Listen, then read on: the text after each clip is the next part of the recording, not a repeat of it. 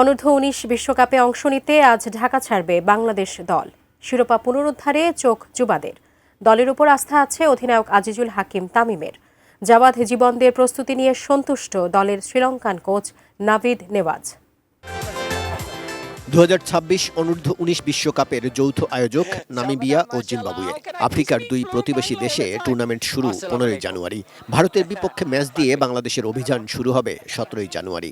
আমাদের 15টা প্লেয়ারই যতগুলো প্লেয়ার সবাই এক্সপিরিয়েন্স প্লেয়ার, ইভেন কি তারা অনেক প্লেয়ারই আছে ডিপিএল এবং বিপিএল এর জায়গা বড় বড় জায়গা খেলছে। প্রত্যেকটা মানুষই চায় যে আমরা চ্যাম্পিয়ন হইতে পারি। ইনশাল্লাহ ওইভাবে লক্ষ্যে যাইতেছি, বেটারটা দেওয়ার চেষ্টা করব। যে কোনো টিমই থাকুক, আমরা আমাদের যদি বেসিক ক্রিকেটটা খেলি এতদিন ধরে লাস্ট 1.5 বছর ধরে যেভাবে খেলে আসছি ওটা যদি ধরে রাখতে পারি তাহলে আমরা ইনশাল্লাহ যে কোনো টিমের সাথে ভালো পারফর্ম করব।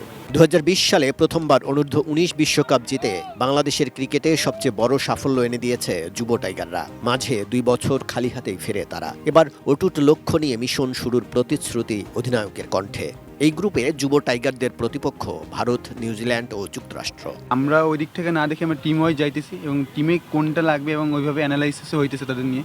সো কোনটা বেটার হয় সেই অপশনে আমরা যাব, আর আমরা আমাদের বেস্ট অপশনটা নিয়ে ওই দিনকে নামবো ইনশাআল্লাহ। লঙ্কান কোচ নাভিদ নেওয়াজের তত্ত্বাবধানেই 2020 বয়সভিত্তিক বিশ্ব আসরে চ্যাম্পিয়ন হওয়ার গৌরব অর্জন করে বাংলাদেশ।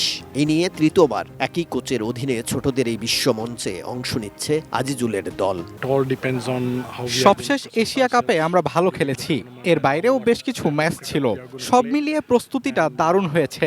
জিম্বাবুয়ের কন্ডিশন ভিন্ন, তবুও দুবাইয়ের অভিজ্ঞতা কাজে লাগবে। প্রতিপক্ষকে সেটা বড় বিষয় নয়, মাঠে দল হিসেবে খেলার উপরই আমরা মনোযোগ বাড়াচ্ছি।